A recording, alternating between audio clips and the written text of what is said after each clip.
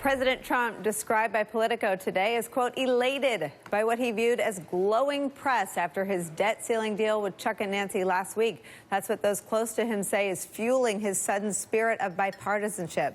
But Axios says the credit belongs to White House Chief of Staff John Kelly. Quote, the dramatically different information Trump receives daily under Chief of Staff John Kelly is an underlooked factor in Trump's decision to double down on his partnership with the Democratic leaders. Kelly has now real control over the most important input, the flow of human and paper advice into the Oval Office. Joining our panel today is NBC News national political reporter Vivian Salama, MSNBC host of Politics Nation and president of the National Action Network, the Rev. Al Sharpton, my Friday date, NBC News Capitol Hill correspondent Casey Hunt, politics editor for The Root, Jason Johnson. Let me start with you, Vivian. What do you make of this? Are we making too much of the new reality in Washington? Or is Donald Trump just finally coming home to where he always wanted to be, which was in the Democratic Party? Well, a lot of people would say that he was sort of going to be in the middle anyway. A lot of people didn't Why? feel that. He ran on a Muslim ban. He ran on Build the Wall, lock her up. I mean, I think...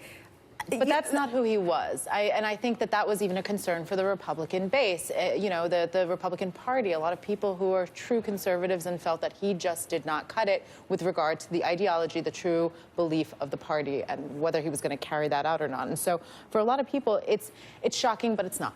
You know, because they feel like he's just basically coming to terms with who he really is, which is somewhere in the middle. And that's obviously unsettling. A lot of people in his party who thought that this was going to be their moment to accomplish so much on the Hill, to pass their agenda, Republicans, right. to pass their agenda, to get health care done, to get taxes done, and suddenly they're going, uh-oh, well, maybe not so fast. Maybe it's not going to happen. You know, Casey, Ann Coulter's apoplectic, and yesterday said that now everyone thinks Donald Trump should be impeached, which might be the truest thing she's ever said. But I want to ask you about, I mean, Vivian makes a great point, because 16 Republicans tried to say what she just said, that Donald Trump was never a conservative. Jeb Bush had an ad, and I remember talking to them when we were all covering them and saying, what's your strategy? And they said, we're going to tell everyone that he's not a real Republican. And I said, why do you think that'll work? I mean, he didn't say these things. I mean, as with the story that we started with, he doesn't have an inner monologue. I think Julie Pace said that. There's just monologue. I mean, there is no thought unuttered. There is no impulse unexpressed. So what he has expressed over the years is support for abortion. He's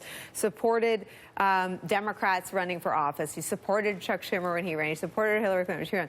But he ran as the most fringy guy ever. Was that all a ruse? Well, look, I think that Donald Trump had a set of instincts for a cultural place in the country that had a lot of overlap with the Republican Party, but also was a little bit unto itself. I mean, there are a lot of people who had voted in states that voted for Barack Obama, who then turned around and voted for Donald Trump. And it's for reasons that are apart from all of these Republicans in Congress. Cultural issues. I interviewed a lot of these people, Democrats that voted for the forgotten men and women. Right, and they're not necessarily people who've been waiting on tenterhooks for Republicans to pass a tax reform package that they couldn't get through under President Obama, right? I mean, that's not the test for these people. I think, the president was willing during the campaign to speak to some of these inflammatory impulses that are also stoked by people like Ann Coulter and Rush Limbaugh and others who felt as though he was willing to go to this non-politically correct place that other people weren't willing to go, and they liked that. And this particular issue is such a lightning rod because it plays right into all of those, those very inflammatory areas, quite frankly. Well, let's go there. We're talking about, and I remember saying this on Morning Joe one day when Joe and I were talking about family members that supported Donald Trump. And I said, and he said, are you calling your parents racist? I said, of course not, but they are listening to their darker angels. I mean, some of those dark places are places that are racially intolerant. And let's be clear, the president is the one, when he was campaigning, who was touching those buttons the most aggressively. I mean, I do think that there are plenty of people who supported him who, would say, hey, I'm not a racist. No, he went, and this isn't about his supporters. They're not. I think by and large, you have to give voters the benefit of the doubt. But I want to ask you about Donald Trump. Can he go home to the Democratic Party after playing the race card? I think that we are missing a big important part of Donald Trump. There is no home. He is home with Donald Trump. And I think that his motto is win. The only reason I think that he, in his soul, is moving toward Ms. Pelosi and Senator Schumer is he's been losing as president. You have to remember Donald Trump, and you and I have talked about this before. Donald Trump, as an outer borough New Yorker, has always felt people look down on him. And he's looking at all this press that it says he cannot perform as president. He wants to prove I can perform as president, and he'll throw the Republicans, the Democrats, and everybody else to the side to show I can do this. You don't think I can do this. So if I've got to deal with Chuck Schumer, if I've got to deal with Nancy Pelosi, I can do this. Look at his reaction when we see what happened in the attack in the UK.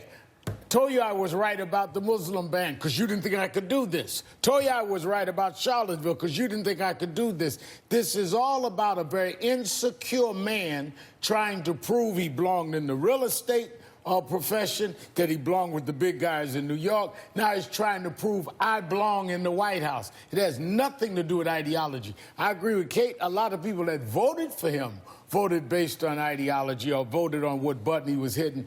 But for him, he would have hit whatever button that would have elected him. He would have gone and played the race card as he did in Wisconsin and come and sang, "We shall overcome" with me at the next march, as long as he can win. His problem is him. So what do Democrats do? I mean, how much do they let Donald Trump hug them?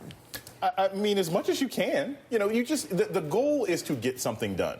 And I pretty much agree. Look, the president has no ideology. He has none. His ideology is what I want, what I feel like. And when he ran for president, look, I don't think that you can run for president for 2 years. I mean, the Reverend here ran for, you can't run for president and pretend to be somebody else for 2 years. Right. The racial animus that he used, that's him too. I mean, you set enough fires, you can't say I'm not really an arsonist. I'm sorry, you got smoke on your fingers, right? He is just as racist and offensive. Matches. Yeah, exactly. Not only smoke, but more matches. He is just as offensive and just as racist and just as sexist and just as misogynistic and just as anti-Muslim as he was when he was running. But now he's a loser in doing that. And so that's when he was actually winning. And so But I guess my question, Jason, is there any danger for the Democrats in doing Yes. No, Yes, not in the short term. is. Not in the short term. Not in the short term. If they can get something done that makes them look like, because in the same way that Donald Trump is losing with his own party and is failing and doing bad in the polls, people think the Democrats are a bunch of feckless idiots. They feel like they're not getting anything accomplished. So if you can work with Trump and save people with DACA, if you can work with Trump in some small way, that helps them too. But it also gives him a platform to run for re-election. He's going to do that anyway. Give him the a list of midterm accomplishments. election. If he kicks the can down the road 3 months and they can't deliver something that hurts them in the midterm, using your analogy about an arsonist, they better get out the kitchen before it starts. All right. Let me bring Peter Baker back in, who stayed with us from before. Peter, let me ask you about Stephen Miller.